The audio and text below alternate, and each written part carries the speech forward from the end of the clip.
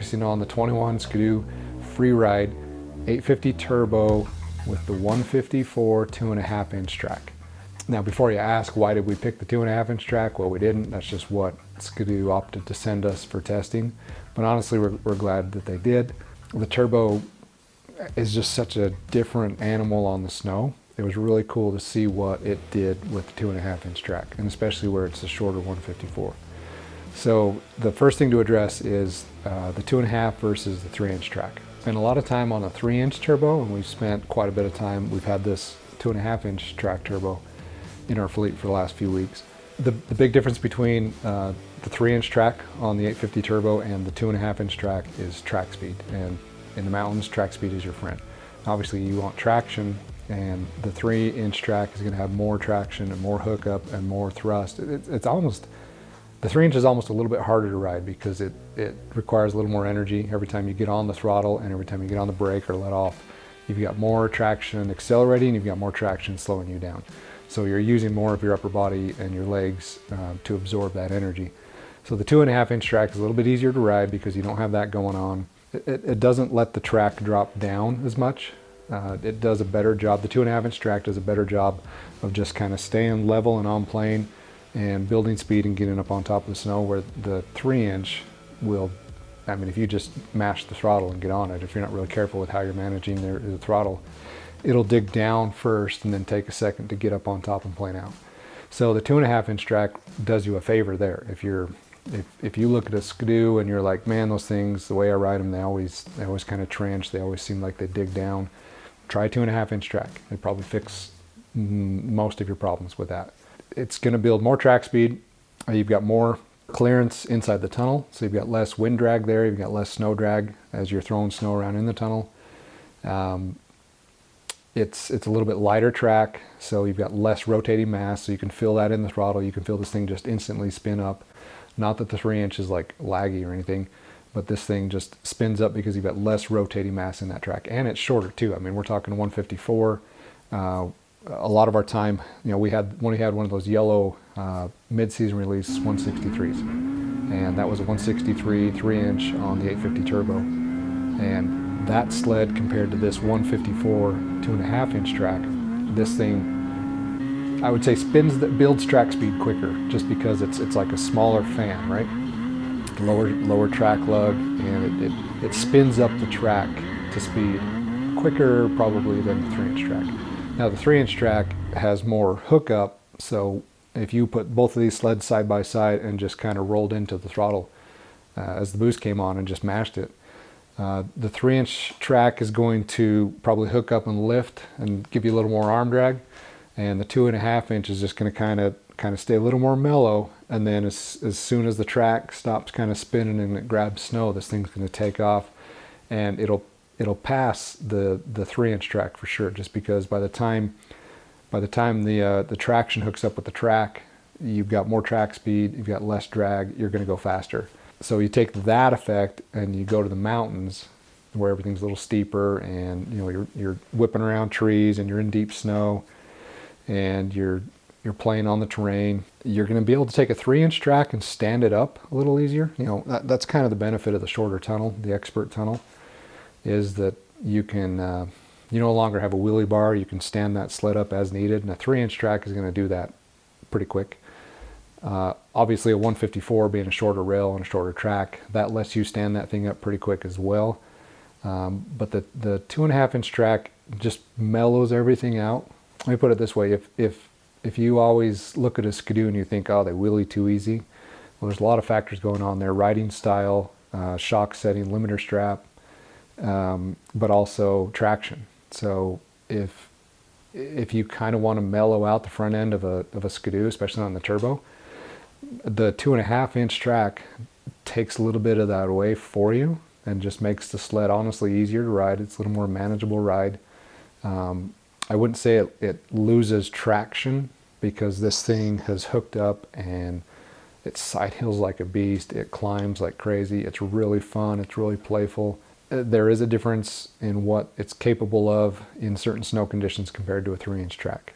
It's easier to ride in the sense that it doesn't have the extreme hook up and go that a 3-inch has, so it's a little mellower in that regard. On the other hand, it can be a little harder to ride just because you've got a shorter rail, shorter tunnel, and in deeper snow, you have to carry more momentum, where a 165 or a 175 gives you the luxury of going a little slower and picking your lines.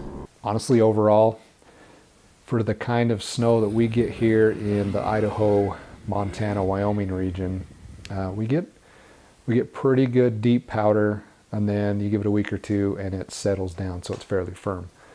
We're not like the BC guys or the Western Colorado guys where it's dry blower snow for weeks on end. That's probably where you would want more of a 3-inch track. Where we're at, I don't think you're giving up anything going to a 2.5, and I think some of the benefits would be actually pretty cool. The 2.5-inch track on this sled is the flex edge, so it's the same in that regard as the 3-inch, which means that the fiberglass cross rods in the track don't go the full width of the track. They're about 3/4 of an inch from the edge on both sides, and you can see how the track just kind of flexes down.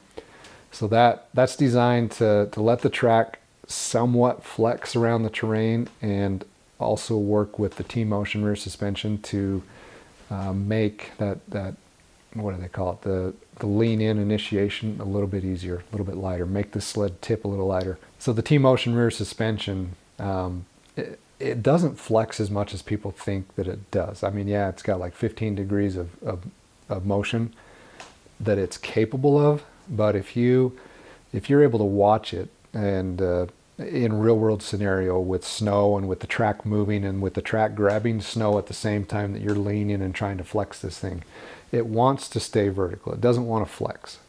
So if you can see what it really does, it doesn't flex that much. So you've got the T-motion, you got the flex edge track, and you'll hear a lot of people say, well, that it takes away the sharp edge of the sled. Well, it doesn't really. It's a lot of other factors that are going on that made the Skidoo feel like what it was, and a lot of those things they addressed last year with the 2020 sleds with the Expert. That was addressed at actually the front end of the sled, not the rear end. So what you get out of the T-motion is just a little bit of help making that sled feel tippy. So based on your riding style and on your experience and what you like, maybe you don't like the fact that this thing is really easy right here when you want it to stay flat. Maybe you like the Polaris where you want it to be flat and consistent and then pop up and lock into an edge. It's just your riding style's preference. It's not the one's better than the other. The cool thing about the 21 Freeride is the turbo, and like you want to go back and check other videos in our YouTube channel, find out more about how that turbo works. It's so amazing how good it works because it's like factory design, factory turbo. It's the difference. It's honestly the difference between having a billion-dollar corporation like BRP that can staff dozens of engineers and engineers in all sorts of departments. And together, all those engineers working as a team can work out any little bug and make this thing work. I'll be real anxious to see the next couple years, generations of turbos, because they'll obviously find ways to refine it and improve it.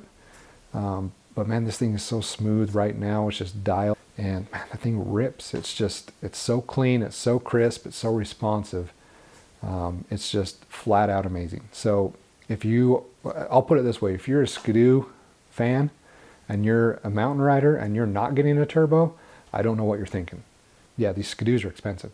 I'll give you that. These Skidoos are very expensive snowmobiles, and they're expensive for a good reason. I mean, you've got shot technology that you get on these 850 turbos. You've got the 850 turbo. I mean, that wasn't cheap to develop. But if you look at the overall price, it's actually a pretty inexpensive turbo system. I think we factored it out to be comparatively, if you were to buy the same equipped sled without a turbo, then price it against that same sled with the turbo, it's a $2,700, $2,800 increase. That's a really cheap, inexpensive turbo, and you get the warranty with it. The piggyback KYB shocks are awesome. They're a little stiffer, which is good even if you're not like jumping. Really an impressive ride quality. The other thing I like about the Freeride, the color is pretty cool, but I like the new seat. It's almost a pound lighter. It's a little bit shorter in height, and I think it's a hair shorter in length as well. There's not a whole lot of room if you're sitting on it, but it's there when you need it. I think the Freeride handlebar riser is a little too tall, and I'm 6'4", and I would say that the Freeride handlebar riser is too tall. I think it needs to be a little bit lower. If you're just standing on it, cruising around in the powder, yeah, the taller one's going to feel more comfortable. But when you get into the technical terrain and you're hugging the bars, and you've got, you know, your upper body's a little bit lower, and it's when the bars get off to the side of you. The taller riser, as that chassis rolls away from your body, that taller riser is harder to overcome and get back underneath you. I think that the handlebars, the steering input from the skis through the handlebars can be a little twitchy, particularly if you're side hilling through soft snow when you come across like old hard tracks or a log or something. You get more handlebar feedback on a Skidoo than you do anything else. The Freeride and the Expert have that new tapered end handlebar to where the grips are a smaller diameter. It's not something you think is a big deal, and especially if you get off a normal sled and then you get onto the Expert, you feel it, but it's not like a big difference. It's when you get off the Expert or off the Freeride and get back onto like a Summit SP or another brand, and you're just like, oh my gosh, these grips are huge. The smaller your grip diameter, the more closed your hands can be into just a natural fist position, the less arm pump you're gonna have. So the smaller diameter bars and smaller diameter grips really do make a big difference. These Skidoos are heavy. I mean, if you're just going off dry weight, if you throw everything on a scale, there's more weight to these. I mean, their rear suspension components are steel. I would like to see them shed some weight. Overall, I don't want them to upset the balance because I think this sled is very well balanced. I've ridden sleds where they've taken 16 to 20 pounds out of the rear end, and it doesn't ride as well because now the sled's not balanced. It's not performing the way that it was overall designed to do. So I think if Skidoo could approach it and take a little weight out of the front, take a little weight out of the back, work on the weight that's high up, I think that could be an improvement overall. Certainly there's some room there to go before you get into any kind of a durability issue. Here's the question: if I'm getting a Freeride where I live, which Freeride am I going to order? For where we're at here in the Idaho, Montana, Wyoming corridor, the kind of snow that we get, I wouldn't hesitate at all jumping on a 154 2.5 inch just because it's so dang fun. You got to determine how big of a percentage of my snowmobile season where I ride am I in deep fluffy snow, and how much of a percentage of that time am I on a little more firm setup powder or a crust or a spring or something packed. Honestly, if you're a high elevation Colorado guy, or you're BC, Alberta, where you have powder for days, I would suggest going a little longer with the 165 3-inch over the 154 2.5. But where we're at, we don't have endless days of that deep bottomless powder. We get a couple weeks here and there where it's just phenomenal deep powder snow, and then it settles in and kind of packs down and wind blows, and then we're riding on stuff for more of the time in the season where a 2.5 on any track length would be just fine. And this particular 154 2.5 would just be a blast of a snowmobile to ride all season.